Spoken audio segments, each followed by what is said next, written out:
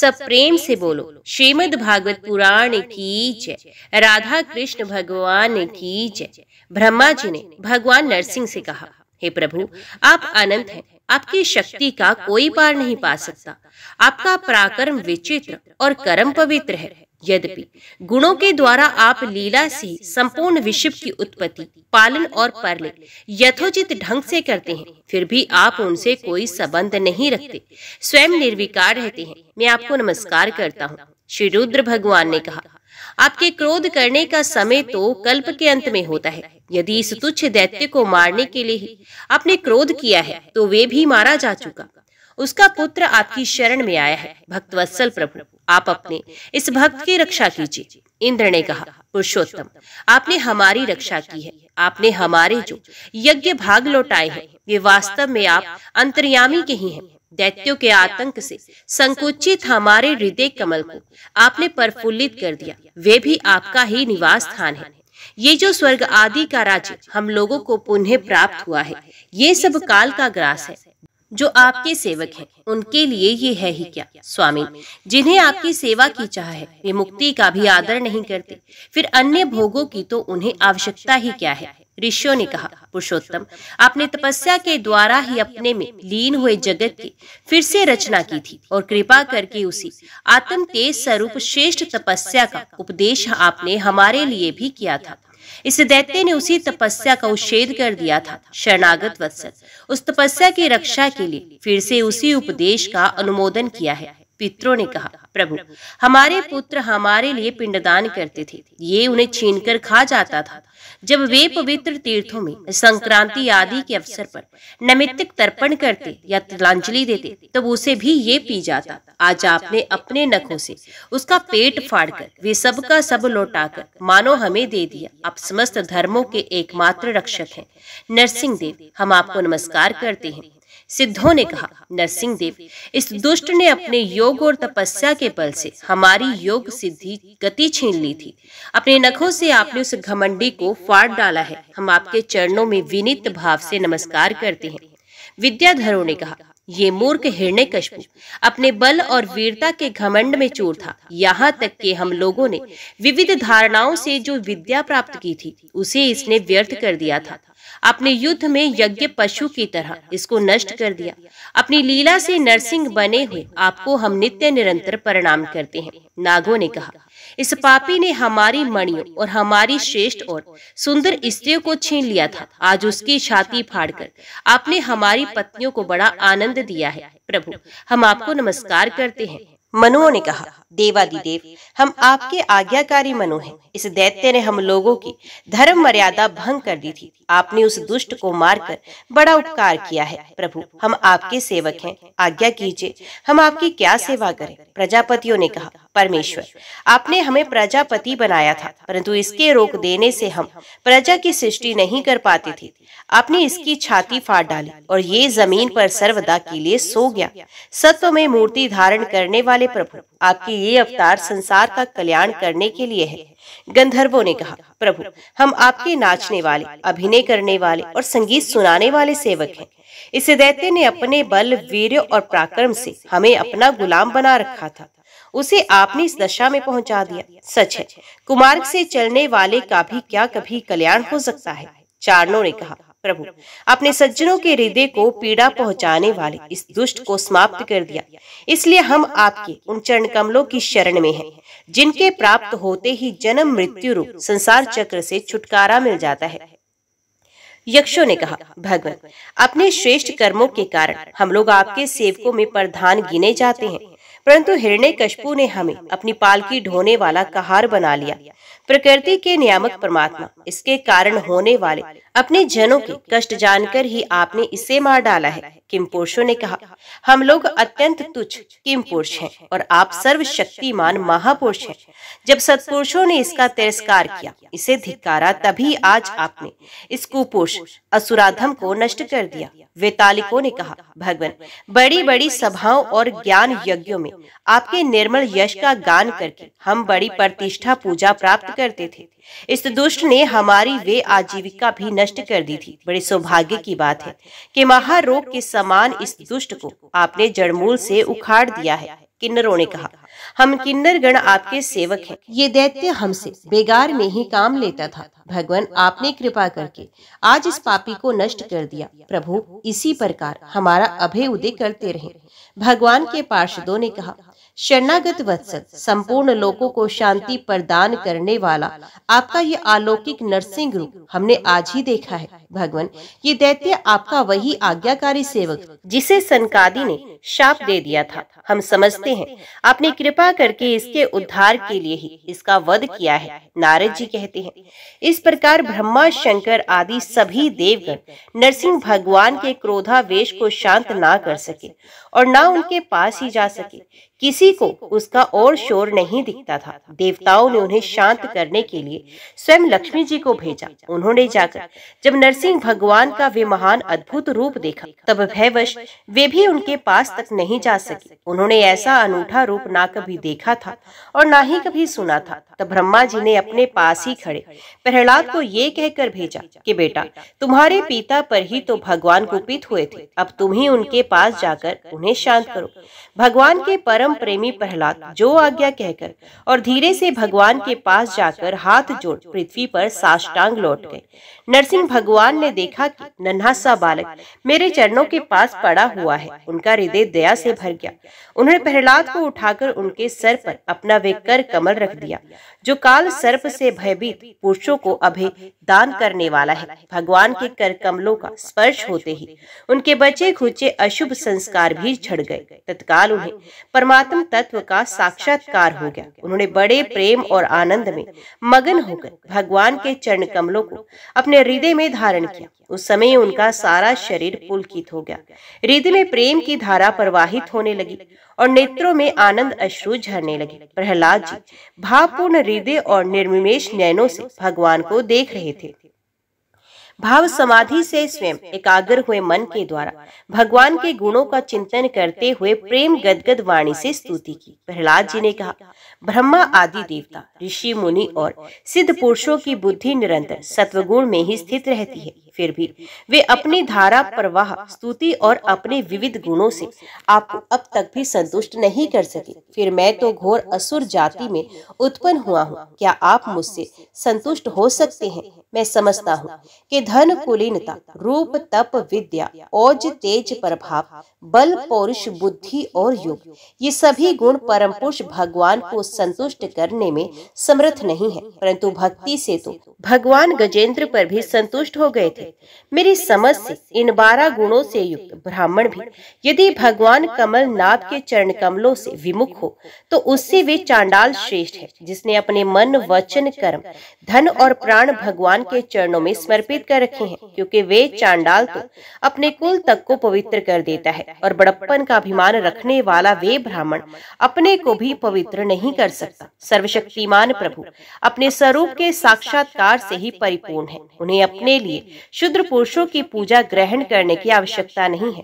वे करुणावश ही भोले भक्तों के हित के लिए उनके द्वारा की हुई पूजा स्वीकार करती हैं। जैसे अपने मुख का सौंदर्य दर्पण में दिखने वाले प्रतिबिंब को भी सुंदर बना देता है, वैसे ही भक्त भगवान के प्रति जो जो सम्मान प्रकट करता है वे उसे ही प्राप्त होता है। इसलिए सर्वथा अयोग्य और अनधिकारी होने पर भी मैं बिना किसी शंका के अपनी बुद्धि के अनुसार सब प्रकार से भगवान की महिमा का वर्णन कर रहा हूँ। इस महिमा के गान का ही ऐसा प्रभाव है कि अविद्यावश संसार चक्र में पड़ा हुआ जीव तत्काल पवित्र हो जाता है। भगवान आप सत्व गुण के आश्रय हैं। ये ब्रह्मा आदि देवता आपके आज्ञाकारी भक्त हैं। ये हम दैत्यों की तरह आपसे द्वेष नहीं करते। प्रभु आप बड़े बड़े सुंदर सुंदर अवतार ग्रहण करके इस जगत के कल्याण एवं अभय उदय के लिए तथा उसे आत्म आनंद की प्राप्ति कराने के लिए अनेकों प्रकार की लीलाएं करते हैं। जिस असुर को मारने के लिए आपने क्रोध किया था वे मारा जा चुका।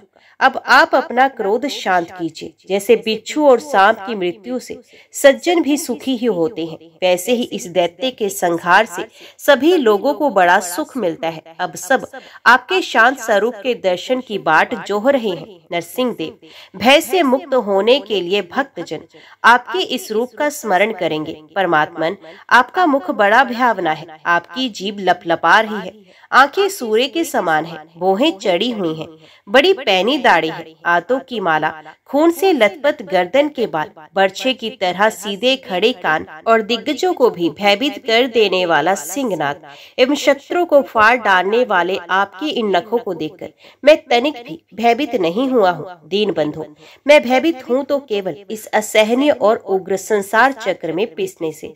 मैं अपने कर्म पाशों से बंधकर इन भयंकर जंतुओं के बीच में डाल दिया गया हूँ। मेरे स्वामी अब प्रसन्न होकर मुझे कब अपने उन चरण कमलों में बुलाएंगे जो समस्त जीवों के एकमात्र शरण और मोक्ष स्वरूप है। अनंत, मैं जिन जिन योनियों में गया उन सभी योनियों में प्रिय के वियोग और अप्रिय के संयोग से होने वाले शोक की आग में झुलसता रहा।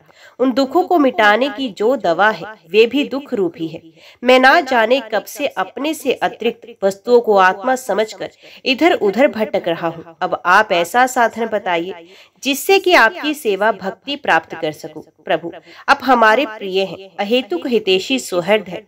आप ही वास्तव में सबके परम आराध्य हैं। मैं ब्रह्मा जी के द्वारा गाई हुई आपकी लीला कथाओं का गान करता हुआ बड़ी सुगमता से राग आदि प्राकृतिक गुणों से मुक्त होकर इस संसार की कठिनाइयों को पार कर लाऊंगा, क्योंकि आपके चरण युगलों में रहने वाले भक्त परमहंस महात्माओं का संग तो मुझे मिलता ही रहेगा। भगवान नरसिंह, इस लोक में दुखी जीवों का दुख मिटाने के लिए जो उपाय माना जाता है वे आपकी उपेक्षा करने पर एक क्षण के लिए होता है। यहाँ तक कि माँ बाप बालक की रक्षा नहीं कर सकती, औषधि रोग नहीं मिटा सकती और समुद्र में डूबते हुए को नौका नहीं बचा सकती। सत्वादि गुणों के कारण भिन्न भिन्न स्वभाव के जितने भी ब्रह्मादि श्रेष्ठ और काल आदि कनिष्ठ कृता है उनको प्रेरित करने वाले आप ही हैं। वे आपकी प्रेरणा से जिस आधार में स्थित होकर, जिस निमित्त से, जिन मिट्टी आदि उपकरणों से, जिस समय जिन साधनों के द्वारा, जिस अदृष्ट आदि की सहायता से,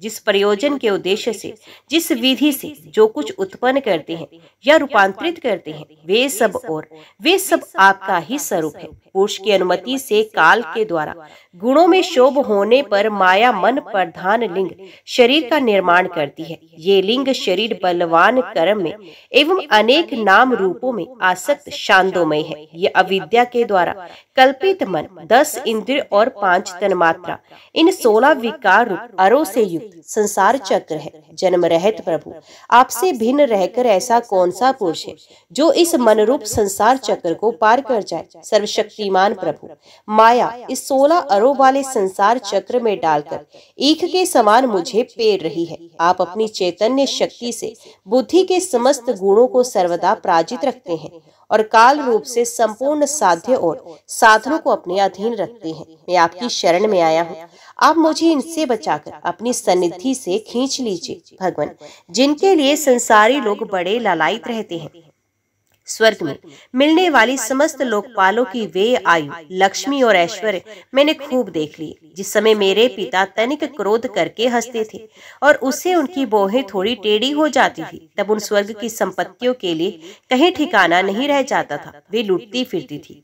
किंतु आपने मेरे उन पिता को भी मार डाला। इसलिए मैं ब्रह्मलोक की आयु, लक्ष्मी, ऐश्वर्य और वे इंद्रिय भोग जिन्हें संसार के प्राणी चाहा करते हैं वो मैं अब नहीं चाहता, क्योंकि मैं जानता हूँ कि अत्यंत शक्तिशाली काल का रूप धारण करके आपने उन्हें ग्रस्त रखा है। इसलिए मुझे आप अपने दासों की सन्निधि में ले चलिए। विषय भोग की बातें सुनने में ही अच्छी लगती हैं, वास्तव में मृग तृष्णा के जल के समान नितांत असत्य है। और ये शरीर भी जिससे वे भोग भोगे जाते हैं अगिनत रोगों का उद्गम स्थान है। कहाँ वे मिथ्या विषय भोग और कहाँ ये रोग युक्त शरीर। इन दोनों की क्षण भंगुरता और असारता जानकर भी मनुष्य इनसे विरक्त नहीं होता। वे कठिनाई से प्राप्त होने वाले भोग के नन्हे नन्हे मधु बिंदुओं से अपनी कामना की आग बुझाने की चेष्टा करता है। प्रभु, कहाँ तो इस तमोगुणी असुर वंश में रजोगुण से उत्पन्न हुआ मैं, और कहाँ आपकी अनंत कृपा धन्य है। आपने अपना परम प्रसाद स्वरूप और सकल संतापहारी वे कर कमल मेरे सर पर रखा है, जिसे आपने ब्रह्मा, शंकर और लक्ष्मी के सर पर कभी नहीं रखा। दूसरे संसारी जीवों के समान आप में छोटे बड़े का भेदभाव नहीं है। क्योंकि आप सबकी आत्मा और अकारण प्रेमी हैं। फिर भी कल्प वृक्ष के समान आपका कृपा प्रसाद भी सेवन भजन से ही प्राप्त होता है। सेवा के अनुसार ही जीवों पर आपकी कृपा का उदय होता है। उसमें जातिगत उच्चता या नीचता कारण नहीं है। भगवान, ये संसार एक ऐसा अंधेरा कुआं है जिसमें काल रूप सर्प डसने के लिए सदा तैयार रहता है। विषय भोगों की इच्छा वाले पुरुष उसी में गिरे हुए हैं। मैं भी संगवश उसके पीछे उसी में गिरने जा रहा था, परंतु भगवान, देवऋषि नारद ने मुझे अपनाकर बचा लिया। तब भला मैं आपके भक्तजनों की सेवा कैसे छोड़ सकता हूँ? अनंत, जिस समय मेरे पिता ने अन्याय करने के लिए कमर कसकर हाथ में खड़ग ले लिया और वे कहने लगा कि यदि मेरे सिवा कोई और ईश्वर है तो तुझे बचा ले, मैं तेरा सर काटता हूँ, उस समय आपने मेरे प्राणों की रक्षा और मेरे पिता का वध किया। मैं समझता हूँ कि आपने अपने प्रेमी भक्त सनकादि ऋषियों का वचन सत्य करने के लिए ही वैसा किया था। भगवान, ये संपूर्ण जगत एकमात्र आप ही हैं, क्योंकि इसकी आदि में आप ही कारण रूप से थे, अंत में आप ही अवधि के रूप में रहेंगे और बीच में इसकी प्रतीति के रूप में भी केवल आप ही हैं। आप अपनी माया से गुणों के परिणाम स्वरूप इस जगत की सृष्टि करके इसमें पहले से विद्यमान रहने पर भी प्रवेश की लीला करते हैं और उन गुणों से युक्त होकर अनेक मालूम पड़ रहे हैं। भगवान, ये जो कुछ कार्य कारण के रूप में प्रतीत हो रहा है वे सब आप ही हैं और इससे भिन्न भी आप ही हैं। अपने पराये का भेदभाव तो अर्थहीन शब्दों की माया है, क्योंकि जिससे जिसका जन्म, स्थिति, लय और प्रकाश होता है वे उसका स्वरूप ही होता है। जैसे बीज और वृक्ष कारण और कार्य की दृष्टि से भिन्न भिन्न है, तो भी गंध तन्मात्र की दृष्टि से दोनों एक ही हैं। भगवान, आप इस संपूर्ण विश्व को स्वयं ही अपने में समेटकर आत्म सुख का अनुभव करते हुए निष्क्रिय होकर प्रलयकालीन जल में शयन करते हैं। उस समय अपने स्वयं सिद्ध योग के द्वारा बाहरी दृष्टि को बंद कर आप अपने स्वरूप के प्रकाश में निद्रा को विलीन कर लेते हैं और तुरई भ्रमप्रद में स्थित रहते हैं। उस समय आप ना तो तमोगुण से ही युक्त होते हैं, ना तो विषयों को ही स्वीकार करते हैं। आप अपनी काल शक्ति से प्रकृति के गुणों को प्रेरित करते हैं, इसलिए ये ब्रह्मांड आपका ही शरीर है। पहले ये आप में ही लीन था। जब प्रलयकालीन जल के भीतर शेष शैया पर शयन करने वाले आपने योग निद्रा की समाधि त्याग दी, तब वट के बीज से विशाल वृक्ष के समान आपकी नाभि से ब्रह्मांड कमल उत्पन्न हुआ। उस पर सूक्ष्मदर्शी ब्रह्मा जी प्रकट हुए। जब उन्हें कमल के सिवा और कुछ भी दिखाई नहीं दिया, तब अपने में बीज रूप से व्याप्त आपको वे ना जान सके और न आपको अपने से बाहर समझकर जल के भीतर घुसकर 100 वर्ष तक ढूंढते रहे, परंतु वहां उन्हें कुछ ना मिला। ये ठीक ही है, क्योंकि अंकुर उग जाने पर उसमें व्याप्त बीज को कोई बाहर अलग कैसे देख सकता है। ब्रह्मा जी को बड़ा आश्चर्य हुआ। वे हार कर कमल पर बैठ गए। बहुत समय बीतने पर तीव्र तपस्या करने से जब उनका हृदय शुद्ध हो गया, तब उन्हें भूत, इंद्रिय और अंतकरण रूप अपने शरीर में ही ओतप्रोत रूप से स्थित आपके सूक्ष्म रूप का साक्षात्कार हुआ। ठीक वैसे ही जैसे पृथ्वी में व्याप्त उसकी अति सूक्ष्म तन मात्रा गंध होता है। विराट पुरुष सहस्रों मुख, चरण, सिर, हाथ, जंघा, नासिका, मुख, कान, नेत्र, आभूषण और आयुधों से संपन्न था। 14 लोक उसके विभिन्न अंगों के रूप में शोभायमान थे। वे भगवान की एक लीलामयी मूर्ति थी। उसे देखकर ब्रह्मा जी को बड़ा आनंद हुआ। रजोगुण और तमोगुण रूप मधु और कैटब नाम के 2 बड़े बलवान दैत्य थे। जब वे वेदों को चुरा कर ले गए, तब आपने हयग्रीव अवतार को लिया और उन दोनों को मारकर सत्व गुण रूप श्रुत्य ब्रह्मा जी को लौटा दी। वे सत्व गुण ही तुम्हारा अत्यंत प्रिय शरीर है। महात्मा लोग इस प्रकार वर्णन करते हैं, पुरुषोत्तम, इस प्रकार आप मनुष्य, पशु, पक्षी, ऋषि, देवता और मत्स्य आदि अवतार लेकर लोगों का पालन और विश्व के द्रोहियों का संहार करते हैं। ये अवतारों के द्वारा आप प्रत्येक युग में उसके धर्मों की रक्षा करते हैं। कलयुग में आप छिपकर गुप्त रूप से ही रहते हैं, इसलिए आप एक नाम त्रियुग भी है। वैकुंठनाथ, मेरे मन की बड़ी दुर्दशा है। वे पाप वासनाओं से तो कलुषित है ही, स्वयं भी अत्यंत दुष्ट है। वे प्राथमिकता ही कामनाओं के कारण आतुर रहता है और हर्ष, शोक, भय और लोक परलोक, धन, पुत्री, पुत्र आदि की चिंताओं से व्याकुल रहता है। इसे आपकी लीला कथाओं में तो रस ही नहीं मिलता। इसके मारे मैं दीन हो रहा हूँ। ऐसा मन से मैं आपके स्वरूप का चिंतन कैसे करूँ? अच्युत, ये कभी न अघाने की जीभ मुझे स्वादिष्ट रसों की ओर खींचती रहती है, जनेन्द्रीय सुंदरी स्त्री की ओर, त्वचा सुकोमल स्पर्श की ओर, पेट भोजन की ओर और कान मधुर संगीत की ओर, नासिका भीनी भीनी सुगंध की ओर और ये चपल नेत्र सौंदर्य की ओर मुझे खींचते रहते हैं। उनके सिवा कर्म इंद्रियां भी अपने अपने विषयों की ओर ले जाने को जो लगाती रहती हैं। मेरी तो वे दशा हो रही है जैसे किसी पुरुष की बहुत सी पत्नियां उसे अपने अपने शयन गृह में ले जाने के लिए चारों ओर से घसीट रही होंगी। इस प्रकार ये अपने कर्मों के बंधन में पड़कर इस संसार रूप को जीवित करता है। वैतरणी नदी में गिरा हुआ है, जन्म से मृत्यु, मृत्यु से जन्म, और दोनों के द्वारा कर्म भोग करते करते ये भयभीत हो गया है। ये अपना, ये पराया, इस प्रकार के भेदभाव से युक्त होकर किसी से मित्रता करता है तो किसी से शत्रुता। आप इस मूढ़ जीव जाति की ये दुर्दशा देखकर करुणा से द्रवित हो जाइए। इस भव नदी से सर्वदा पार कर रहने वाले भगवान इन प्राणियों को भी अब पार लगा देना। जगतगुरु, आप इस सृष्टि की उत्पत्ति, स्थिति और पालन करने वाले हैं। ऐसी अवस्थाओं में इन जीवों को इस गर्भ नदी के पार उतार देने में आपको क्या प्रयास है? तीन जनों के परम हितैषी प्रभु भूले भटके मूढ़ ही महान पुरुषों के विशेष अनुग्रह के पात्र होते हैं। हमें उसकी कोई आवश्यकता नहीं है, क्योंकि हम आपके लोगों की सेवा में लगे रहते हैं। इसलिए पार जाने की हमें कभी ठंड नहीं होती। परमात्मन, इस गर्भ वैतरणी से पार उतरना दूसरे लोगों के लिए अवश्य ही कठिन है, लेकिन मुझे तो तनिक भी भय नहीं, क्योंकि मेरा चित इस वैतरणी में नहीं, आपकी उन लीलाओं के गान में मगन रहता है जो स्वर्गीय आश्रम को भी प्रबल करने वाले परम अमृत रूप है। मैं उन मूढ़ प्राणियों के लिए शोक कर रहा हूँ जो आपके गुणगान से विमुख रहकर इंद्रियों के विषयों का माया में झूठा सुख प्राप्त करने के लिए अपने सर पर सभी संसार का भार ढोते रहते हैं। मेरे स्वामी, बड़े बड़े ऋषि मुनि तो प्राय अपनी मुक्ति के लिए निर्जन वन में जाकर मौन व्रत धारण कर लेते हैं। वे दूसरों की भलाई के लिए कोई विशेष प्रयत्न नहीं करते, परंतु मेरी दशा तो दूसरी ही हो रही है। मैं इन भूले हुए असहाय गरीबों को छोड़कर अकेला मुक्त होना नहीं चाहता, और इन भटकते हुए प्राणियों के लिए आपके सिवा और कोई सहारा भी नहीं दिखाई पड़ता। घर में फंसे हुए लोगों को जो मैथुन आदि का सुख मिलता है वे अत्यंत तुच्छ एवं दुख रूपी है। जैसे कि दोनों हाथों से खुजला रहा हो तो उस खुजली में पहले उसे कुछ थोड़ा सा सुख मालूम होता है, परंतु पीछे से दुख ही दुख होता है। किंतु ये भूले हुए अज्ञानी मनुष्य बहुत दुख भोगने पर भी इन विषयों से आघाते नहीं। इसके विपरीत धीर पुरुष जैसे खुजलाहट को सह लेते हैं, वैसे ही कामादि वेगों को भी सह लेते हैं। सहने से ही उनका नाश होता है। पुरुषोत्तम, मोक्ष के 10 साधन प्रसिद्ध है: मौन, ब्रह्मचर्य, शस्त्र श्रवण, तपस्या, स्वाध्याय, स्वधर्म पालन, युक्तियों से शास्त्रों की व्याख्या, एकांत सेवन, जप और समाधि। परंतु जिनकी इंद्रियां वश में नहीं, उनके लिए ये सब जीविका के साधन व्यापार मात्र रह जाते हैं, और दंभियों के लिए तो जब तक उनकी पोल खुलती नहीं तभी तक ये जीवन निर्वाह के साधन रहते हैं, और भंडा फोड़ हो जाने पर वे भी नहीं। वेदों ने बीज और अंकुर के समान आपके 2 रूप बताए हैं, कार्य और कारण।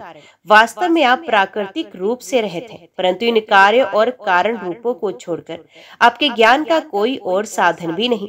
काष्ठ मंथन के द्वारा जिस प्रकार अग्नि प्रकट की जाती है, उसी प्रकार योगी जन भक्ति योग की साधना से आपको कार्य और कारण दोनों में ही ढूंढ निकालते हैं, क्योंकि वास्तव में ये दोनों आपसे पृथक नहीं है, आपके स्वरूप ही हैं।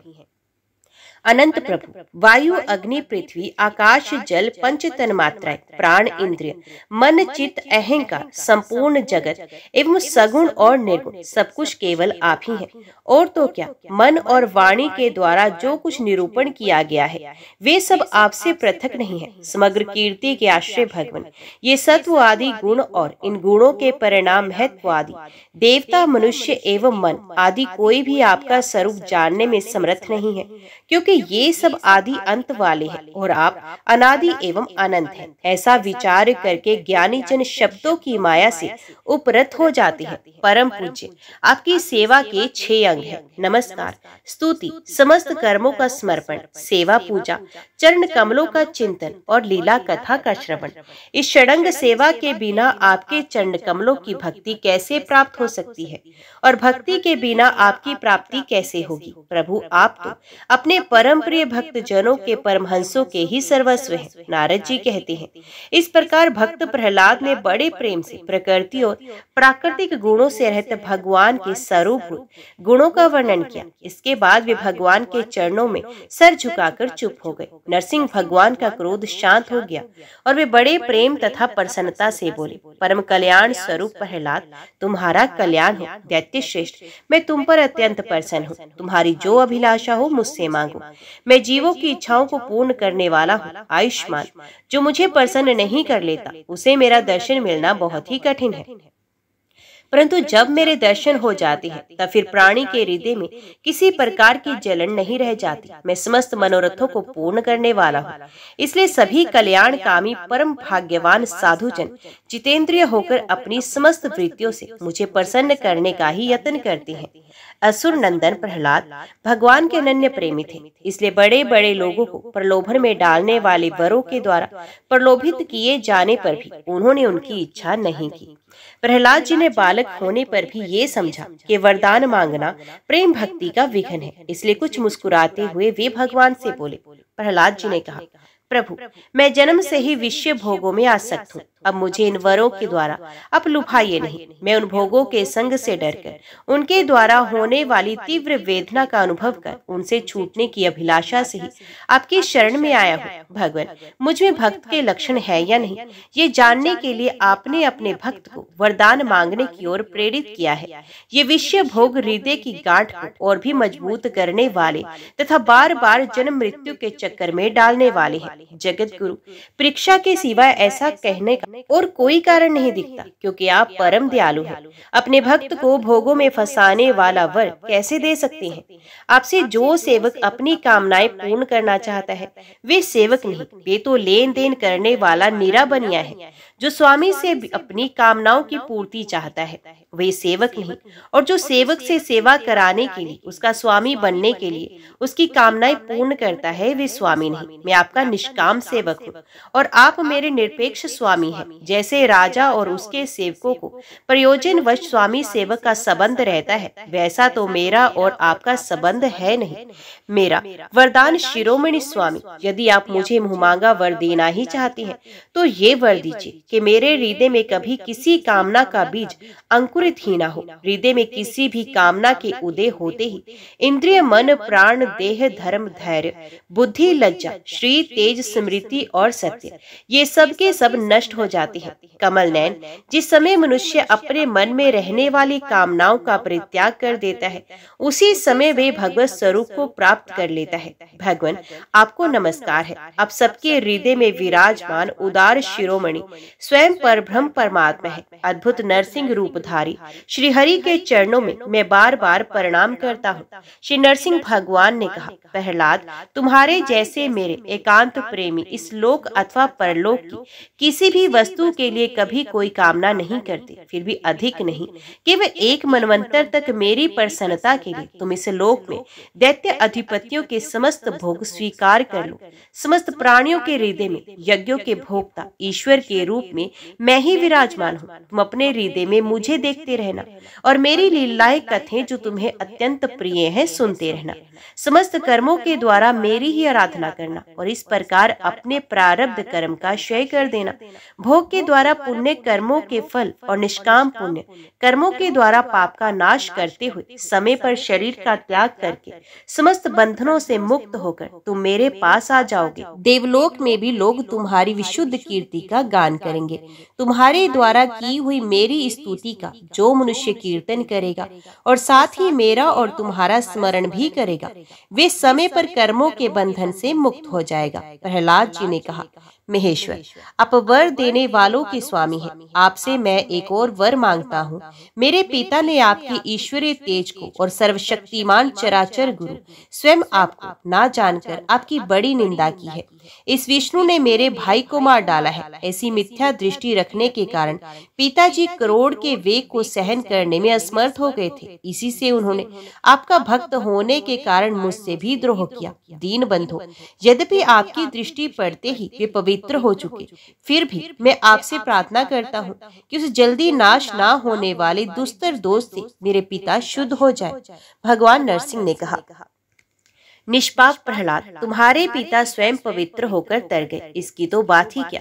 यदि उनकी 21 पीढ़ियों के पितृ होते तो उनके सबके साथ भी वे तर जाते, क्योंकि तुम्हारे जैसा कुल को पवित्र करने वाला पुत्र उनको प्राप्त हुआ। मेरे शांत समदर्शी और सुख से सदाचार पालन करने वाले प्रेमी भक्तजन जहाँ जहाँ निवास करते हैं, वे स्थान चाहे कीकट ही क्यों ना हो, पवित्र हो जाते हैं। दैत्यराज, मेरे भक्ति भाव से जिनकी कामनाएं नष्ट हो गई हैं, वे सर्वत्र आत्म भाव हो जाने के कारण छोटे बड़े किसी भी प्राणी को किसी भी प्रकार के कष्ट नहीं पहुंचाते।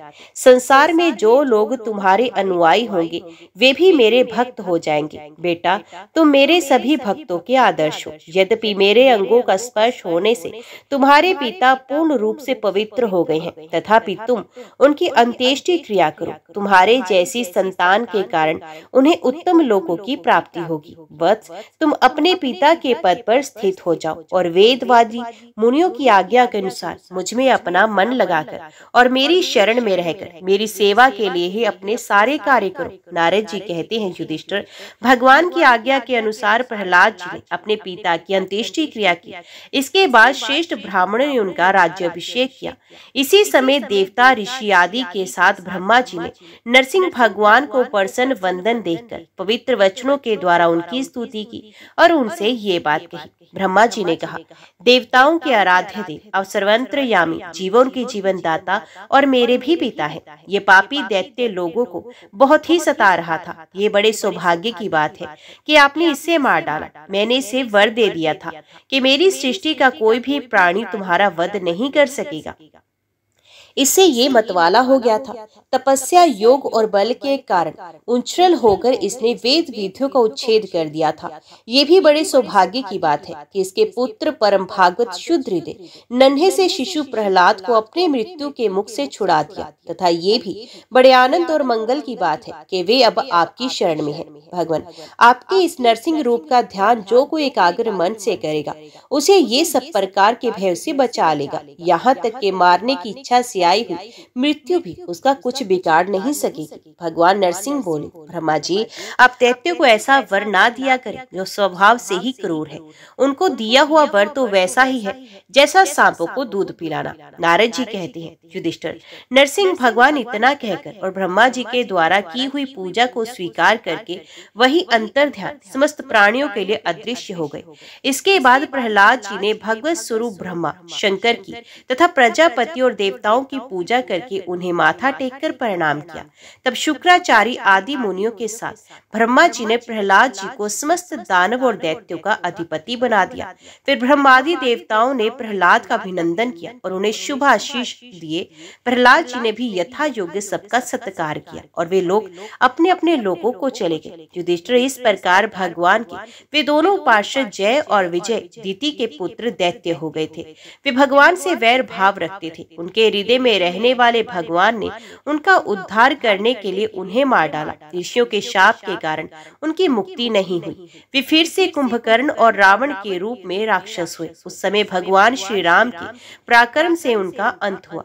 युद्ध में भगवान राम के बाणों से उनका कलेजा फट गया। वही पड़े पड़े पूर्व जन्म की भांति भगवान का स्मरण करते करते उन्होंने अपने शरीर छोड़े। वे ही अब इस युग में शिशुपाल और दंत वक्त के रूप में पैदा हुए थे। भगवान के प्रति वैर भाव होने के कारण तुम्हारे सामने ही वे उनमें समा गए। युधिष्ठिर, श्री कृष्ण से शत्रुता रखने वाले सभी राजा अंत समय में श्री कृष्ण के स्मरण से तद्रूप होकर अपने पूर्वकृत पापों से सदा के लिए मुक्त हो गए।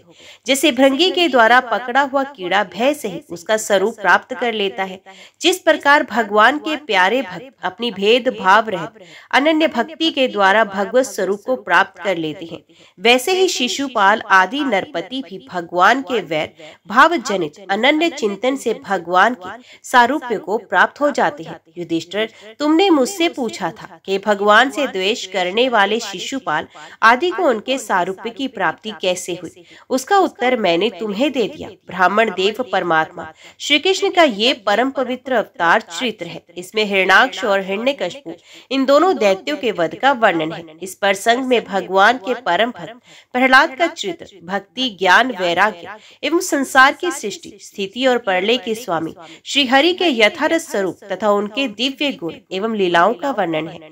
इस आख्यान में देवता और दैत्यों के पदों में काल क्रम से जो महान परिवर्तन होता है उसका भी निरूपण किया गया है, जिसके द्वारा भगवान की प्राप्ति होती है। उस भागवत धर्म का भी वर्णन किया है।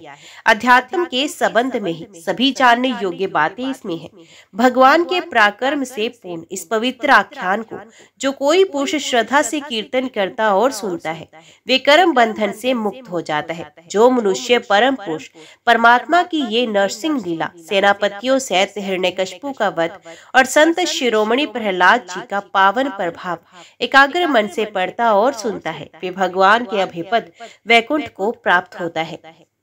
युधिष्ठिर, इस मनुष्य लोक में तुम लोगों के भाग्य अत्यंत प्रशंसनीय है, क्योंकि तुम्हारे घर में साक्षात परब्रह्म परमात्मा मनुष्य का रूप धारण करके गुप्त रूप से निवास करते हैं। इसी से सारे संसार को पवित्र कर देने वाले ऋषि मुनि बार बार उनका दर्शन करने के लिए चारों ओर से तुम्हारे पास आया करते हैं। बड़े बड़े महापुरुष निरंतर जिनको ढूंढते रहते हैं, जो माया के लेस से रहित परम शांत परम आनंद भव स्वरूप और ब्रह्म परमात्मा है, वे ही तुम्हारे प्रिय हितेशी ममेरे भाई पूज्य आज्ञाकारी गुरु और स्वयं आत्मा श्री कृष्ण है। शंकर ब्रह्मा आदि भी अपनी सारी बुद्धि लगाकर वे ये हैं, इस रूप में उनका वर्णन नहीं कर सके, फिर हम तो कर ही कैसे सकते हैं। हम तो मौन, भक्ति और संयम के द्वारा ही उनकी पूजा करते हैं। कृपया हमारी ये पूजा स्वीकार करके भक्त वत्सल भगवान हम पर प्रसन्न हो। युधिष्ठिर, यही एकमात्र आराध्य देव है। प्राचीन काल में बहुत बड़े मायावी मायासुर ने जब रुद्र देव की कमनीय कीर्ति में कलंक लगाना चाहा था, तब इन्हीं भगवान श्री कृष्ण ने फिर से उनके यश की रक्षा की और विस्तार किया था। राजा युधिष्ठिर ने पूछा, नारद जी, मैं दानव किस कार्य में जगदीश रुद्र देव का यश नष्ट करना चाहता था और भगवान श्री कृष्ण ने किस प्रकार उनके यश की रक्षा की, आप कृपा करके बताइए। नारद जी ने कहा, एक बार इन्हीं भगवान श्री कृष्ण से शक्ति प्राप्त करके देवताओं ने युद्ध में असुरों को जीत लिया था। उसमें सब के सब असुर मायावियों के परम गुरु मैं दानव की शरण में गए। शक्तिशाली मायासुर ने सोने, चांदी और लोहे के 3 विमान बना दिए। वे विमान क्या थे? 3 पुर ही थे। वे इतने विलक्षण थे कि उनका आना जाना जान नहीं पड़ता था। उनमें अपरिमित सामग्री भरी थी। युधिष्ठिर, दैत्य सेनापतियों के मन में तीनों लोक और लोकपतियों के प्रति वैर भाव तो था ही। अब उसकी याद करके उन तीनों विमानों के द्वारा वे उनमें छिपे रहकर सबका नाश करने लगे। तब लोकपालों के साथ सारी प्रजा भगवान शंकर की शरण में गई और उनसे प्रार्थना की कि प्रभु, त्रिपुर में रहने वाले असुर हमारा नाश कर रहे हैं, हम आपके हैं, अतः देवाधिदेव आप हमारी रक्षा कीजिए। उनकी प्रार्थना सुनकर भगवान शंकर ने कृपापूर्ण शब्दों में कहा, डरो मत। फिर उन्होंने अपने धनुष पर बाण चढ़ाकर तीनों पुरों पर छोड़ दिया। उनके उस बाण से सूर्य मंडल से निकलने वाली किरणों के समान अन्य बहुत से बाण निकले। उनमें से मानो आग की लपटें निकल रही थी। उनके कारण उन पुरों का दिखना बंद हो गया। उनके स्पर्श से सभी विमानवासी निष्प्राण होकर गिर पड़े। महामायावी मैं बहुत से उपाय जानता था। वे उन दैत्य को उठा लाया और अपने बनाए हुए अमृत के कुएं में डाल दिया। उन सिद्ध अमृत रस का स्पर्श होते ही असुरों का शरीर अत्यंत तेजस्वी और वज्र के समान सुदृढ़ हो गया। वे बादलों को विदीर्ण करने वाली बिजली की आग की तरह उठ खड़े हुए। इन्हीं भगवान श्री कृष्ण ने जब देखा कि महादेव जी तो अपना संकल्प पूरा होने के कारण उदास हो गए हैं, तब उन असुरों पर विजय प्राप्त करने के लिए इन्होंने एक युक्ति की। यही भगवान विष्णु उसमें गो बन गए और ब्रह्मा जी बछड़ा बन गए। दोनों ही मध्याह्न के समय उन तीनों पूनों में गए, उस सिद्ध रस के कुएं का सारा अमृत पी गए। यद्यपि उसके रक्षक दैत्य इन दोनों को देख रहे थे, फिर भी भगवान की माया से वे इतने मोहित हो गए कि इन्हें रोक ना सके। जो उपाय जानने वालों में श्रेष्ठ मयासुर को ये बात मालूम हुई, तब भगवान की इस लीला का स्मरण करके उसे कोई शोक ना हुआ। शोक करने वाले अमृत राक्षसों से उसने कहा, भाई देवता, असुर मनुष्य अथवा कोई भी प्राणी अपने प्राय अथवा दोनों के लिए जो प्रारब्ध का विधान है उसे मिटा नहीं सकता। जो होना था हो गया, शोक करने का क्या करना है। इसके बाद भगवान श्री कृष्ण ने अपनी शक्तियों के द्वारा भगवान शंकर के युद्ध की सामग्री तैयार की। उन्होंने धर्म से रथ, ज्ञान से सारथी, वैराग्य से ध्वजा, ऐश्वर्य से घोड़े, तपस्या से धनुष, विद्या से कवच, क्रिया से बाण और अपनी अन्यान्य शक्तियों से अन्यान्य वस्तुओं का निर्माण किया। इन सामग्रियों से सज धज कर भगवान शंकर रथ पर सवार हुए एवं धनुष बाण धारण किया। भगवान शंकर ने अभिजीत मुहूर्त में धनुष पर बाण चढ़ाया और उन तीनों दुर्भेद्य विमानों को भस्म कर दिया। उसी समय स्वर्ग में दुधंबिया बजने लगी, सैकड़ों विमानों की भीड़ लगी। देवता, ऋषि, पितृ और सिद्धेश्वर आनंद से जय जयकार करते हुए पुष्पों की वर्षा करने लगे। अप्सराएं नाचने और गाने लगी। युधिष्ठिर इस प्रकार उन तीनों पूरों को जलाकर भगवान शंकर ने पुरारी की पदवी प्राप्त की। ब्रह्मादि को स्तुति सुनते हुए अपने धाम को चले गए। आत्म स्वरूप जगत गुरु भगवान श्री कृष्ण इस प्रकार अपनी माया से जो मनुष्यों की सी लीलाएं करते हैं, ऋषि लोग उन्हीं अनेकों लोक पावन लीलाओं का गान किया करते हैं। बताओ अब मैं तुम्हें और क्या सुनाऊं। ओम नमो भगवते वासुदेवाय नमः। जय श्री राधे कृष्णा। आज की वीडियो में इतना ही। उम्मीद करती हूँ वीडियो आपको पसंद आई होगी। वीडियो पसंद आई हो तो वीडियो को लाइक और चैनल को सब्सक्राइब जरूर कीजिएगा। जय श्री हरे लिखकर कमेंट बॉक्स में अपनी हाजिरी और अपने सुझाव देना ना भूलेगा। तो मिलते हैं अगली कथा अगली वीडियो के साथ। तब तक के लिए देखते व सुनते रहिए। जय मां कंजक, जय माता दी।